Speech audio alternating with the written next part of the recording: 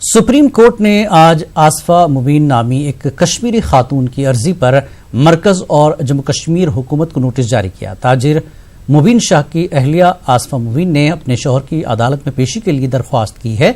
आसफा के शौहर को आर्टिकल 370 की मनसूखी के बाद कश्मीर में हिरासत में लिया गया है। सुप्रीम कोर्ट ने इस हवाले से 4 हफ्तों में जवाब देने को कहा है। वाज़ेह के आसफा के शौहर को पब्लिक सेफ्टी एक्ट के तहत हिरासत में लिया गया है। उधर जम्मू कश्मीर में बच्चों को हिरासत में लेने के हवाले से दायर की गई अर्जी के मामले में भी पेशरफ्त हुई है। दरअसल अर्जी गुजार इनाक्षी गांगुली ने गुज़श्ता समात में इल्जाम लगाया था कि जम्मू कश्मीर हाईकोर्ट से रुजू होना मुश्किल है।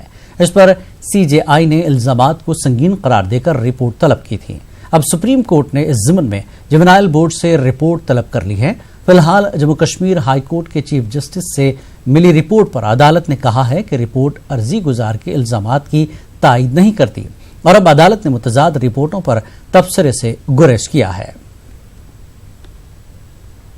जम्मू कश्मीर में अनुच्छेद 370 हटाए जाने के बाद सुप्रीम कोर्ट में एक याचिका दाखिल की गई कि वहां पर बच्चों को डिटेंशन सेंटर में रखा गया है, लेकिन उनको कोई सुख और सुविधाएं नहीं दी गई हैं। जो मूलभूत सुविधाएं हैं उसके लिए सुप्रीम कोर्ट में याचिका दाखिल की गई है। हालांकि इस याचिका पर सुनवाई करते हुए सुप्रीम कोर्ट ने इनाक्षी गांगुली जो याचिका करता है उनसे ये सवाल किया था कि बेहतर होगा कि आप Jammu Kashmir high court approach करें, लेकिन इनाक्षी गांगुली की तरफ से कहा गया कि 370 हटाए जाने के बाद आम आदमी जम्मू कश्मीर हाईकोर्ट अप्रोच नहीं कर सकता है। इस पर उन्होंने ये कहा था कि अगर स्थिति ऐसी है तो बहुत ही गंभीर विषय है और इस बाबत उन्होंने जम्मू कश्मीर हाईकोर्ट से एक रिपोर्ट भी तलब की थी। आज मामले की सुनवाई के दौरान चीफ जस्टिस ने कहा कि हमें वो रिपोर्ट मिल गई है और जो आरोप आप लगा रही थी कि एक आम आदमी जम्मू कश्मीर हाईकोर्ट अप्रोच नहीं कर सकता है, वो आरोप निराधार है।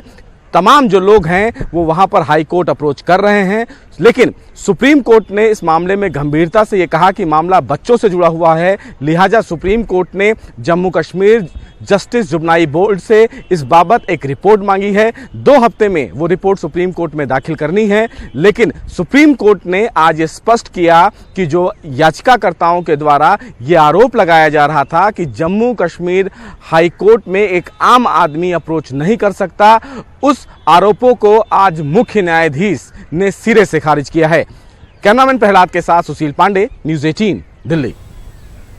वादी कश्मीर में आज भी दफा 144 नाफिज रहा। दुकानें और कारोबारी दीगर इदारे बंद रहने से श्रीनगर में सन्नाटा छाया रहा।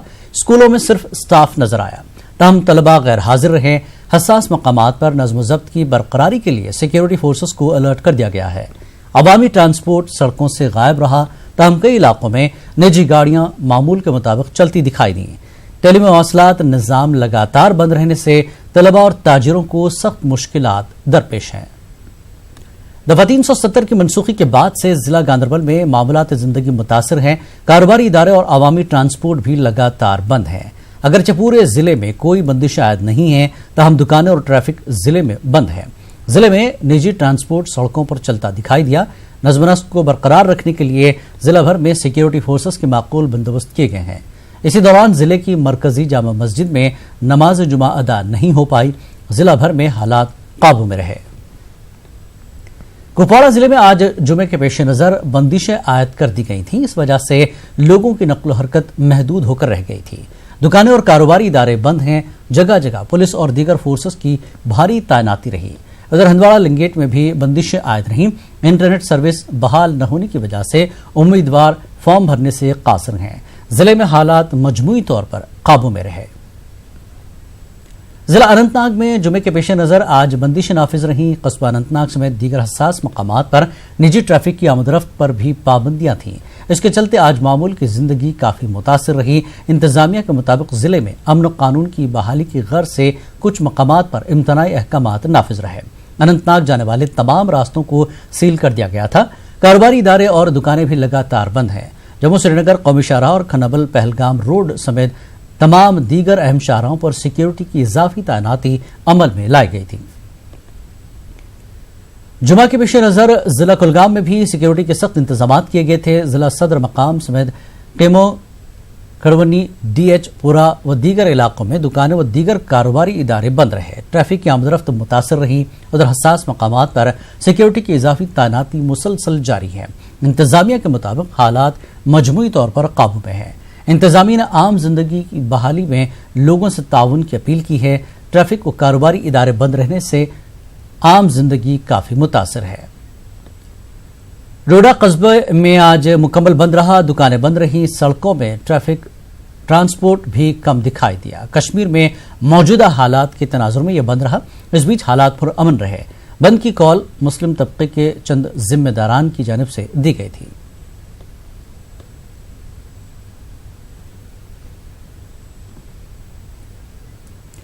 जिला किश्तवाड़ में लगातार तीसरे जुमे को भी बंद रहा। कस्बे में दुकानें बंद रही, सड़कों पर ट्रैफिक कम नजर आया। ये बंद कश्मीर के मौजूदा हालात को लेकर किया गया। बंद की कॉल मुस्लिम तबके के चंद जिम्मेदारान की जानिब से दी गई थी। इस बीच जिले में किसी नाखुशगवार वाक़े की कोई खबर नहीं है। बंद की कॉल किसी सियासी या मजहबी तंजीम की जानिब से नहीं दी गई थी। श्रीनगर शहर में मौजूदा नामसाइद हालात के दौरान दुकानें लगातार बंद हैं। ऐसे में गली कूचों में छाबड़ी फरोशों का कारोबार फल फूल रहा है। श्रीनगर के मशहूर संडे मार्केट में छाबड़ी फरोशों की यहां खरीदारों की भीड़ उमड़ी देखी जा सकती है। पेश एक रिपोर्ट।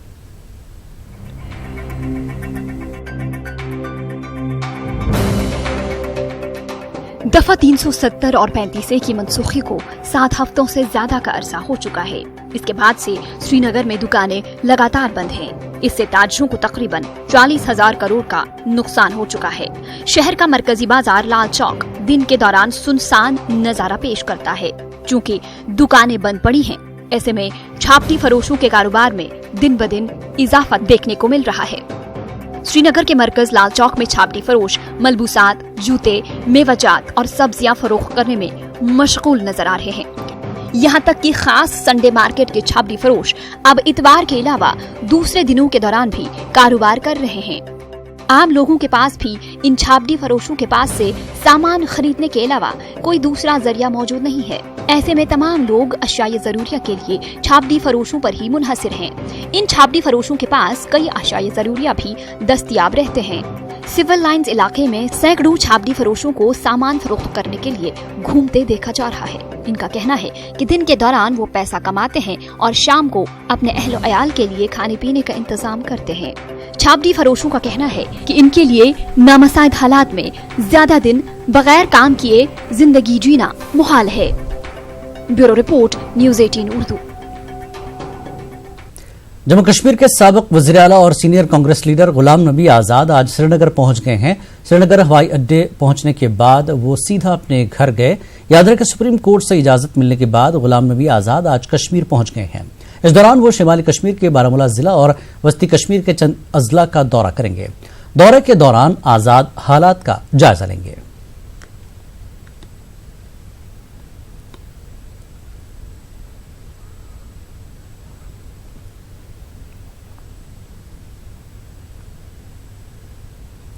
जम्मू कश्मीर के 4 रोजा दौरे पर जाने से कबल गुलाम नबी आजाद ने न्यूज़ 18 से खास बातचीत की। उन्होंने कहा कि वो किसी सियासी पार्टी से नहीं मिलेंगे, बल्कि जम्मू कश्मीर के उन लाखों कुंबों से मिलने जाएंगे जो मेहनत मजदूरी करके अपना घर चलाते हैं। आजाद ने कहा कि दौरे से वापसी के बाद यहाँ के हालात के हवाले से वो अदालत को रिपोर्ट भी देंगे। अब यहाँ से ये अंदाज़ा लगाना नामुमकिन है, मुश्किल है, लेकिन मेरी ख्वाहिश तो थी कि हज़ारों लोगों से मिलता, बल्कि लाखों लोगों से मिलता, क्योंकि जिन तबके के बारे में, जिन लोगों के बारे में मैंने ज़िक्र किया है सुप्रीम कोर्ट को, जो मैंने पिटीशन दी थी और जिसकी वजह से उन्होंने इजाज़त दी है कि हमारे लाखों लोग, बल्कि कश्मीर वादी की 1/3 आबादी ऐसी है जो गरीब है और वो दिन में कमाते हैं और तभी वो खाना खा सकते हैं।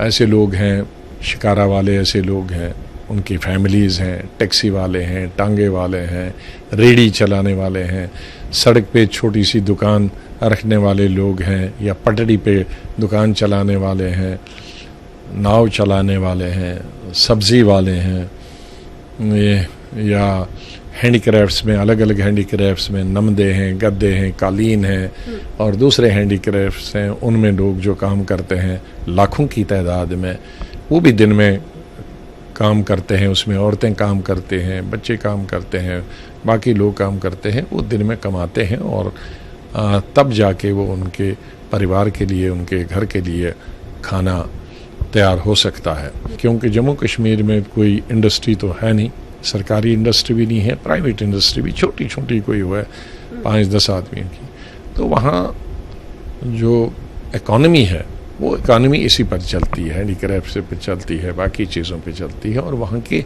लोग उसको चलाते हैं। यहाँ की इकॉनमी का वहाँ से कोई ज़्यादा लेना देना नहीं है, उनकी अपनी इकॉनमी है जिस पर वो ज़िंदा रहते हैं, जिसका यहाँ केंद्रीय सरकार को कोई रुचि नहीं है, कोई दिलचस्पी नहीं है उनकी इकॉनमी। शादी के दौरे के बाद में जम्मू, यहाँ दिल्ली आऊँगा और यहाँ से फिर मुझे जम्मू जाना है और जम्मू से जब मैं लौटूंगा तो फिर तब जाके ये सोचा जाएगा। जम्मू कश्मीर बीजेपी के सदर रविंद्र रैना ने इल्जाम लगाया कि कांग्रेस जम्मू कश्मीर में हालात को बिगाड़ने का काम कर रही है। जम्मू में मीडिया से बात करते हुए उन्होंने कहा कि गुलाम नबी आजाद का दौरा भी इसी कोशिश का एक हिस्सा है। इससे पहले रैना ने बीजेपी की तरफ से नरेंद्र मोदी की हुसूलियाबियों पर मुनक्किद नुमाइश के आखिरी रोज पार्टी वर्करों से खिताब किया। जो जम्मू कश्मीर के हालात खराब हुए, आतंकवाद पनपा, अलगाववाद पनपा, ये सब कांग्रेस की देन है। कांग्रेस की ढीली और ढुलमुल नीतियों के कारण जम्मू कश्मीर में पाकिस्तानी तत्व हावी हुए, पाकिस्तानी आतंकवाद बढ़ा, अलगाववाद बढ़ा, हजारों बेगुनाह लोगों की जानें गई। इसके पीछे कांग्रेस है। आज कांग्रेस सत्ता से बाहर गई तो बिन पानी के जैसे मछली छटपटाती है, ऐसे कांग्रेसी छटपटा रहे हैं। कांग्रेसियों की साजिश है कि जम्मू कश्मीर के अमन में खलल डाला जाए। कांग्रेसियों को यह हजम नहीं हो रहा है कि धारा 370 के समापन के बाद और रीऑर्गेनाइजेशन के बाद जम्मू कश्मीर के अंदर हालात शांत क्यों हैं। कांग्रेस के नेता चाहते हैं कि जम्मू कश्मीर की सड़कों पर जम्मू कश्मीर के बेगुनाह लोगों का खून बहे और कांग्रेस के नेता गंदी राजनीति करें। रविंद्र रैना ने कहा कि पाकिस्तान बौखलाहट की वजह से सरहदों पर बिलाश्ताल गोलाबारी करके अपने अवाम का ध्यान भटकाने की कोशिश कर रहा है। उन्होंने कहा कि फौज पाकिस्तान का मुंह तोड़ जवाब दे रही है। की कोशिशें रहती है कि जम्मू कश्मीर में आतंकवादियों की घुसपैठ कराई जाए, दहशतगर्दों को जम्मू कश्मीर में भेजा जाए और यहां खून खराबा किया जाए। आपने देखा पंजाब से लखनपुर में आते हुए कठुआ की साइड में आतंकवादियों को गिरफ्तार किया गया। उसके बाद लगातार सीमा पर घुसपैठ हुई है। उत्तरी कश्मीर के गुरेज सेक्टर में आतंकवादियों को मौत के घाट उतार दिया गया है। रजौरी पुंछ में पाकिस्तान ने घुसपैठ कराने का एक प्रयास किया, लेकिन हमारे सतर्क सेना के जवानों ने विफल कर दिया है। पाकिस्तान की कोशिशें हैं कि जम्मू कश्मीर के बेगुनाह लोगों का कत्ल किया जाए, लेकिन हमारे बहादुर जांबाज वीर सैनिक पाकिस्तान की साजिश को कभी कामयाब नहीं होने देंगे। कश्मीर न्यूज में एक बार फिर आपका खैर मकदम है। कश्मीर में नशाखोरी की लत खतरनाक सूरत हाल इख्तियार कर रही है। एक तरफ हेरोइन जैसा नशा करने वालों की तादाद में काफी इजाफा हो रहा है, वहीं नशा करने के लिए इस्तेमाल की जा रही इंजेक्शन की सुई से अब समाज में इरकान, एड्स और हेपेटाइटिस बी और सी जैसे अमराज फैलने का चैलेंज पैदा हो गया है। पेश है श्रीनगर से news 18 associate editor Shabbir Ahmad की खास रिपोर्ट।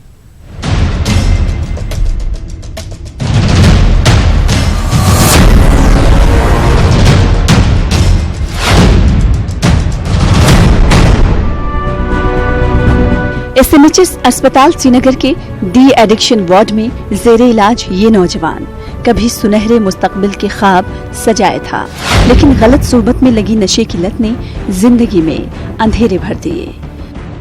लरसते होठों से अपनी दास्तान बयान कर रहा ये नौजवान अब इस लत से निजात पाना चाहता है। जब 1.5 साल से आप जी पैसे कहाँ से आते थे?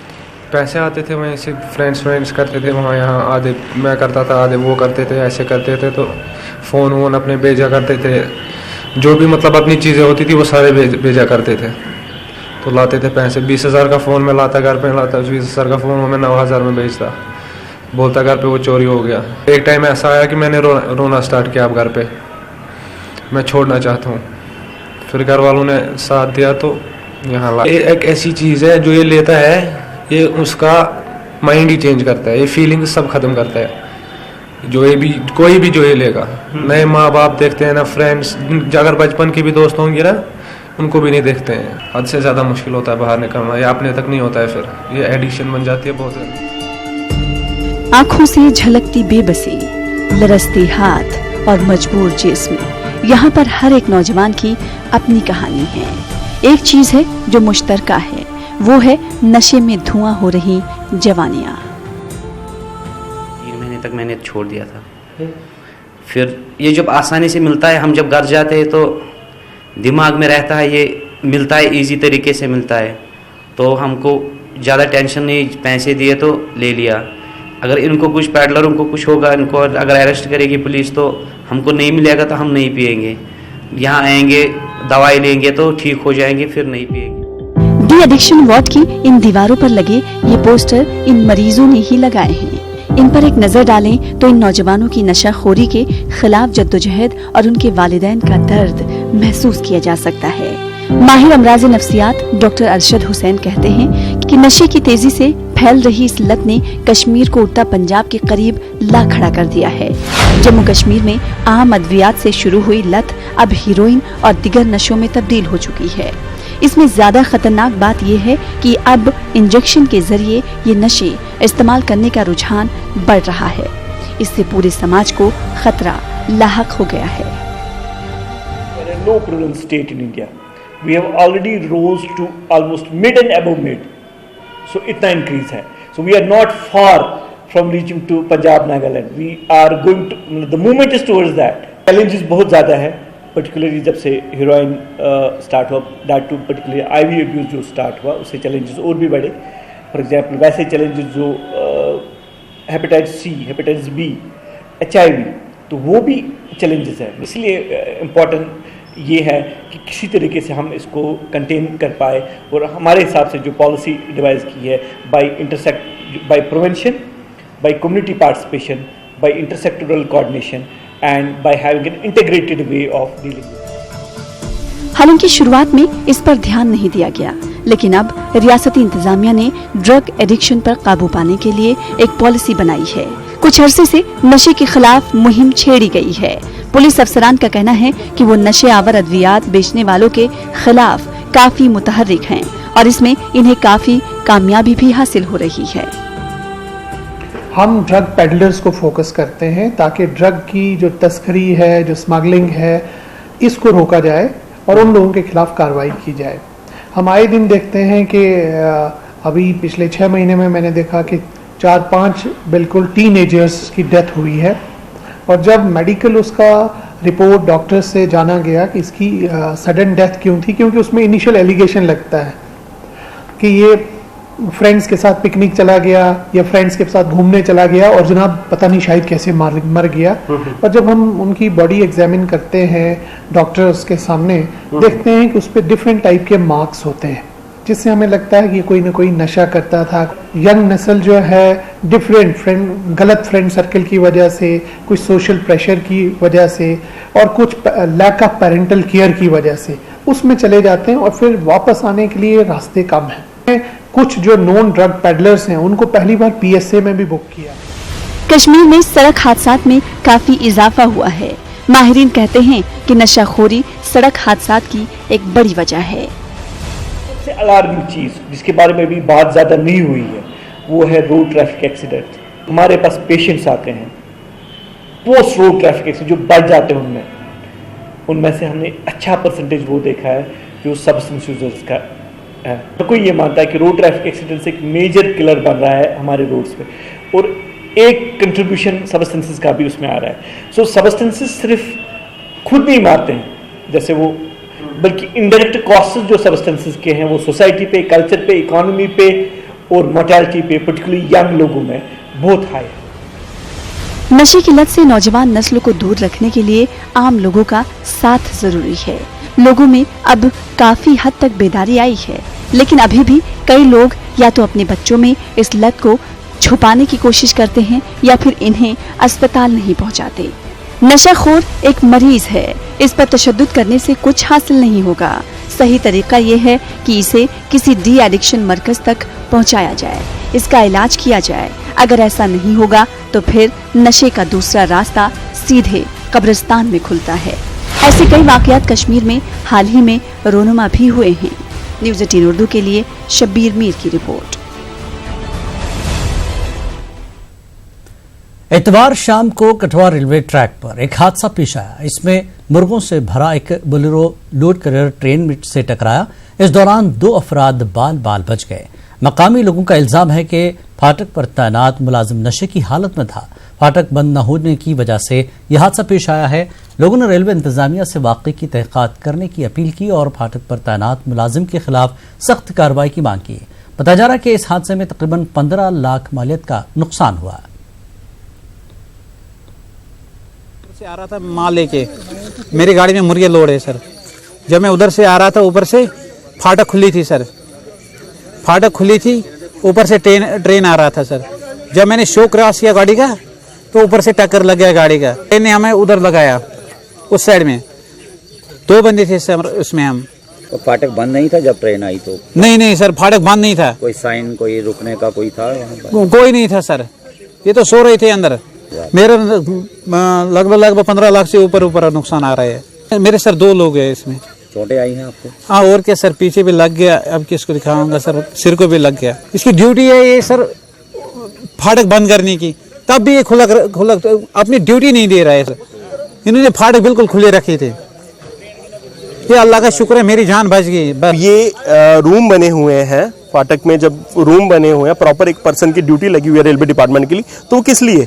उसका काम यही है ना, जब ट्रेन आ रही है तो उसको फाटक को प्रॉपर तरीके से बंद किया जाए। वो नशे में दूध था, जहां तक हमें आज बताया गया है थ्रू द एडमिनिस्ट्रेशन, हमें ये चीज़ बताई गई और स्थानीय लोगों ने उसको जबरन खुद पकड़ा है जब, तो वो नशे में दूध था। अभी उसका मेडिकल कराने गए हैं। तो मैं चाहता हूँ कि रेलवे डिपार्टमेंट भी उसकी तरफ थोड़ा नरम ना बरते और जो सच्चाई है सच्चाई को सामने लाए, उसके ऊपर कड़ी से कड़ी कार्रवाई करे। कश्मीर न्यूज में एक बार फिर आपका खैर मकदम है। कश्मीर में पिछले 1.5 माह से मोबाइल और इंटरनेट सर्विस बंद रहने से मुख्तलिफ शोबे मुतासर हैं। ऑनलाइन तिजारत व दीगर कामकाज और इंफॉर्मेशन टेक्नोलॉजी से जुड़े तमाम शोबे मुतासर हैं। पेशे की रिपोर्ट। दफा 370 खत्म करने के बाद पैदाशुदा सूरत हाल से मुख्तलिफ शोबे काफी मुतासिर हुए हैं। आम दिनों में श्रीनगर के RTO ऑफिस में कदम रखने की जगह तक नहीं मिलती थी। 5 अगस्त के बाद यहाँ मंजर बिल्कुल मुख्तलिफ है। लोग यहाँ मुख्तलिफ कामों के लिए आते तो हैं, मगर मायूस होकर वापस लौट जाते हैं। इंटरनेट सर्विस न होने की वजह से RTO दफ्तर में मुख्तलिफ काम नहीं हो पा रहे हैं। दफ्तर के चक्कर काटने के बावजूद काम न होने से यहाँ आने वाले लोग काफी बरहम नजर आ रहे हैं। लोगों का कहना है कि रीजनल ट्रांसपोर्ट ऑफिस के तालाबंद कमरे अपनी कहानी खुद बयान कर रहे हैं। कई लोगों का कहना था कि मुख्तलिफ काम न होने से इन पर रोजाना जुर्माना आयद हो रहा है। रिन्यू करने के लिए हर रोज 25-30 रोज जुर्माना पड़ता है इस पे। लेकिन गवर्नमेंट ने हमें पागल किया है, बोलता है सारा वहाँ नॉर्मल है, न नेट है न कुछ है, नॉर्मल है। क्या नॉर्मल है यहाँ खाली मुलाजिम आया है RTO साहब, बाकी कोई कंटेक्ट नहीं है किसी के साथ। फ़ोन भी बंद है। हमें पागल बनाए लोगों ने। ये 25-25 रुपये कौन देगा? कल पिछले 2 महीने से ये जुर्माना चढ़ता है। 40 किलोमीटर दूर से मैं आया यहाँ डॉक्यूमेंट बनाने के लिए, यहाँ से भी वापस खाली जाना पड़ता है। यहाँ रोज़ आ रहा हूँ, लेकिन यहाँ बंद होने की वजह से, नेट बंद होने की वजह से कुछ काम नहीं हो रहा है। मेहरबानी करके हम बोल रहे हैं कि नेट छोड़ दीजिए, हमें हमारा काम भी निकल जाएगा। RTO ऑफिस कम से कम नेट अपना खोल दे। 500 रुपये 1 महीने का जुर्माना देना पड़ेगा हमें गाड़ी। मुलाजिम लोग आते हैं जाते हैं, जब नेट ही नहीं है, किसी का कोई काम ही नहीं हो रहा, सब परेशान हैं, मुसीबत में हैं। इस वक्त मेरे पास भी 2 पेट्रोल टैंकर हैं। मैं एक कंपनी का रिप्रेजेंटेटिव हूँ। मैं अपने 2 पेट्रोल टैंकर लेकर घूम रहा हूँ। इनके पास नेट ही है, मेरी फाइल फीड नहीं हो सकती है। यहाँ सारा सिस्टम ही बंद है।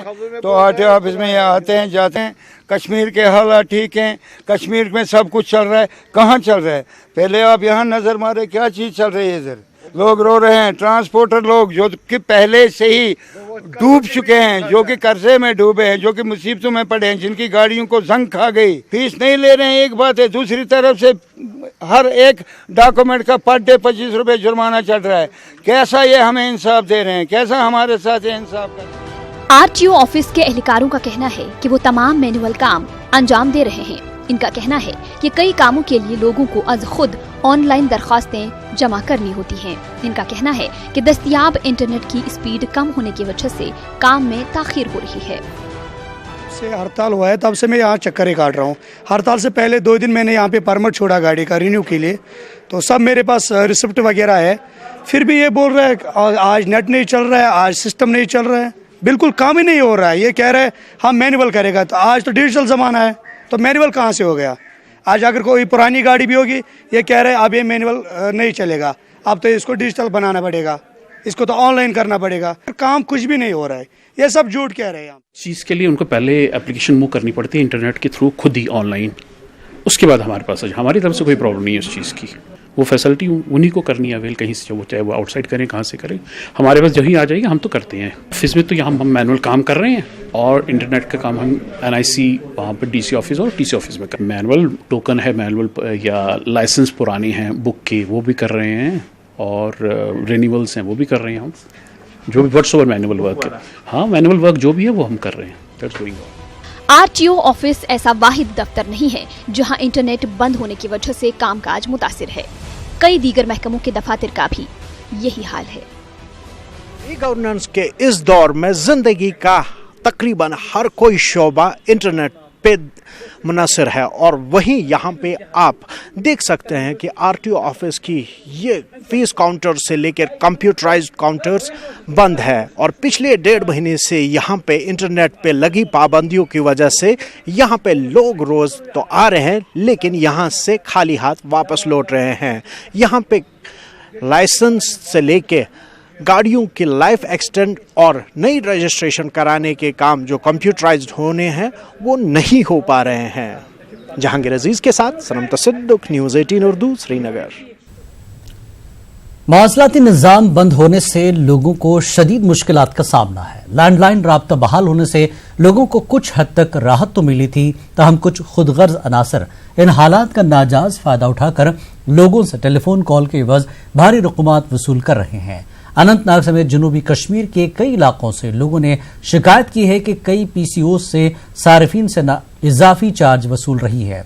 घरेलू टेलीफोन को कमर्शियल बनाने की शिकायत भी मौसूल हो रही है। लोगों को 1 मिनट कॉल के लिए 10 रुपए या इजाफी रकम देनी पड़ती है। लोगों ने इंतजामिया से इसका संजीदा नोटिस लेने की अपील की है।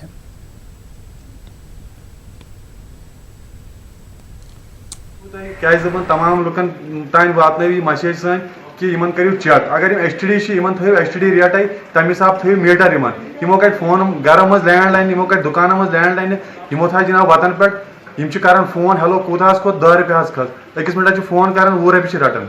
मेहरबानी करता ये ब्रोट कुन वादे तो सन मैसेज। ये जो पिछले 1.5 महीने से मौसलाती निज़ाम ठप पड़ा है, इससे बहुत सारी परेशानियों में मुब्तला हुए थे, खासकर तजारत पेशा लोग जो थे वो काफ़ी परेशानियों का सामना कर रहे थे। और लेकिन कुछ दिनों पहले जो लैंडलाइन की सुविधा उपलब्ध की गई थी गवर्नमेंट की तरफ से, हुकाम की तरफ से, लेकिन अब तो खुदगर्ज अनासिर ने यहाँ पे अपने घरों के लैंडलाइन जो लगे हुए थे सड़कों पे निकाल लिए, और लोगों की फ़ोन के लिए, चलो वो ठीक था कि वो किसी को फ़ोन करना पड़ता था इमरजेंसी में, कहीं पे बिजनेस के लिए या बच्चों को फ़ोन करना पड़ता था, तो उसके लिए ठीक था। लेकिन अब जो ये रेट्स लगा रहे हैं, एक कॉल को 10 रुपये के हिसाब से भी जोड़ते हैं, 1 मिनट का 10 रुपये लेते हैं चार्जेस, तो वो ये लूटने पे तुले हुए हैं।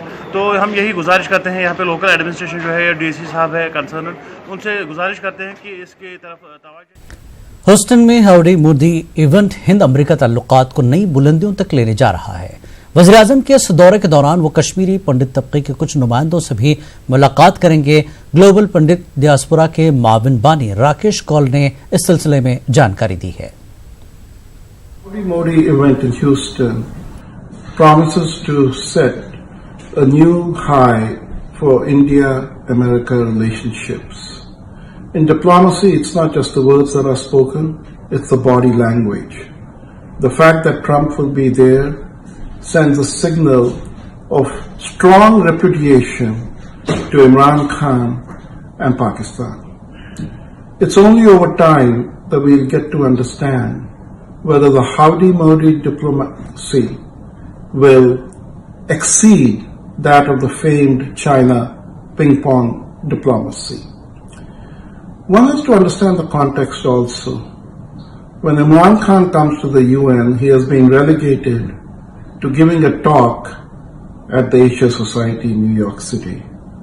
India will also give a talk at the same venue, but it will be done by our foreign minister. You can understand how Pakistan's star player is now playing in the county league, whereas India's Prime Minister is playing in the big league. security, trade, and other joint partnerships will inevitably follow when there is such bond harmony. The Houston Howdy Fest will prove to be a red letter day for India. वादी कश्मीर में अखरोट झाड़ने का काम काफी दुश्वार होता है। एक शख्स अपनी जान की बाजी लगाकर यह काम अंजाम देता है। इन दिनों कश्मीर के मुख्तलिफ मकामात पर यह काम जारी है। पेश टंगमर से हमारे नुमाइंदे मुनीर हुसैन हुर्रा की यह खास रिपोर्ट। वादी कश्मीर के मुख्तलिफ मकामात पर इन दिनों अखरोट की फसल तैयार हो चुकी है। अखरोट झाड़ने का अमल थोड़ा मुख्तलिफ होता है। अखरोट के ऊंचे ऊंचे दरख्तों पर चढ़कर एक बड़े से डंडे से ये काम अंजाम देना किसी खतरे से कम नहीं है। इस काम को अंजाम देने के लिए इसकी महारत होना लाजमी है। दरख्त की पतली शाखों पर खड़े होकर अखरोट झाड़ना आसान नहीं है। कश्मीर में आज तक अखरोट झाड़ने के दौरान कई अफराद दरख्त से गिरकर अपनी जान गंवा चुके हैं या जिंदगी भर के लिए जिस्मानी तौर पर माजूर हो गए हैं। अगर एक आदमी इस पे चढ़ जाता है तो उसको बहुत कंसंट्रेट करना पड़ता है कि अपनी लाइफ भी बचानी होती है और कोई भी अखरोट एक या दो जितना भी लंबा होता है शाख उसके वहाँ नज़दीक पहुँच के फिर दोनों हाथ छोड़ के उसको मतलब एक डंडे से लकड़ी के डंडे से मारना पड़ता है। कोई पेड़ ऐसा भी होता है कि जिसके अखरोट बहुत हार्ड होते हैं तो वो उसको मतलब एक बार नहीं 2-3 बार मारना पड़ता है तभी जाके उठता है। तो इसमें मतलब एक आदमी जब चढ़ता है तो उसको बहुत मतलब अपना दिमाग भी इस्तेमाल करना पड़ता है और अपना ताकत भी इस्तेमाल करना पड़ता है। ये बहुत जोखिम भरा काम है। जो ये अखरोट का मेवा है, ये फसल है, इसमें बड़ी मेहनत लगती है। सबसे पहले जब ये तैयार होते हैं, जो बंदे इस पे चढ़ते हैं, जो इतने शाख्स इस पे निकलते हैं, एक एक बंदा हर शाख पे चढ़ जाता है और इतनी ऊंचाई पे चढ़ जाता है। और जो ये डंडा देके आप खुद भी देख सकते हैं, कैमरा वहाँ पे आप घुमा सकते हैं, देख सकते हैं कि बंदा कहाँ पे पहुँचा है, कि कितनी हाइट पे बंदा है। वादी में अखरोट उतारने और इससे मुंसलिक दीगर कामों से कई लोगों को रोजगार भी फराहम होता है। इस सनत से जुड़े अफराद का कहना है कि पहले इस काम के लिए मजदूर आसानी से दस्तयाब रहते थे, मगर अब मजदूरों की काफी कमी पाई जा रही है। नई नस्ल इस काम में दिलचस्पी नहीं ले रही है। ये लोग इस सनत में नई टेक्नोलॉजी मुतारिफ करने की मांग कर रहे हैं। लेबर मिलते थे 10-15 साल पहले, तो वैसे उस टाइम अच्छे लेबर मिलते थे। आज अगर बात करें तो आज उस टाइप के लेबर नहीं मिलते। उनको पता था कैसे उतारने, जो आज नई जनरेशन से मिलते हैं कि उनको ये काम अच्छी तरीके से नहीं आता है। आज नई टेक्नोलॉजी का दौर है। अगर अखरोट उतारने के लिए भी नई टेक्नोलॉजी का कुछ हमें मिल जाता तो अच्छा रहेगा लोगों के लिए। मंडियों में कश्मीरी अखरोट की कीमतों में नुमाया कमी आने की वजह से इस कारोबार से वाबस्ता लोग सख्त परेशान हैं। इस सनत से जुड़े अफराद इस सिलसिले में इक़दामात की मांग कर रहे हैं। जितनी मेहनत इसको लगती है उस हिसाब से इसका प्राइस नहीं मिल रहा है। गवर्नमेंट से ये अपील है कि इसको देखा जाए कि इसको कितनी मेहनत लगती है। हाँ, तो इसको कितनी मेहनत लगती है और उस हिसाब से हमें इसका भाव आना चाहिए। वादी में हालिया बरसों में अखरोट के नए दरख्त लगाने की तादाद में काफी कमी आई है। पुराने दरख्त भी या तो काटे जा रहे हैं या वो आज खुद गिर रहे हैं। दुनिया भर में कश्मीर के खुश्क मेवे अपनी अलग पहचान रखते हैं, इसलिए इस सन्नत को जिंदा रखने के लिए ठोस इक़दामात की जरूरत है। न्यूज़ 18 उर्दू के लिए टंगमर्ग से मुनीर हुसैन हुर्रा की रिपोर्ट। प्रिंसिपल सेक्रेटरी महकमा animal husbandry, sheep and fisheries doctor Asgar Hassan Samoon ने कहा कि पशुपालन सेक्टर जम्मू कश्मीर की माशी हालत को उभार सकता है। महकमा एनिमल हस्बेंड्री के अफसरान के साथ एक मीटिंग के दौरान सामुन ने अफसरान को हिदायत दी कि वो अपने अपने शोबों में बेहतरी की जरूरत को मद्देनजर रखकर कोई तरीक़ेकार अपनाकर काम करें। उन्होंने अफसरान पर जोर दिया कि वो जम्मू कश्मीर में पशुपालन शोबे में मकदार और मयार दोनों को मजीद बेहतर करने के लिए काम करें। सेटलमेंट कमिश्नर रेवेन्यू जीएम डार ने बारामूला का दौरा किया। डार ने लैंड रेवेन्यू मॉडर्नाइजेशन प्रोग्राम और माल से जुड़े दीगर कई मामलात का जायजा लिया। गुलाम मोहम्मद डार ने तहसील ऑफिस बारामूला के कामकाज का भी जायजा लिया। इससे कबल डीसी बारामूला जी नीतू ने एक मीटिंग तलब करके रेवेन्यू से जुड़े कई मसाइल का सरसरी जायजा लिया। जिला अस्पताल रामबन में 2 नामालूम अफराद ने एक नवजात बच्चे को अस्पताल वार्ड में छोड़कर खुद फरार हो गए।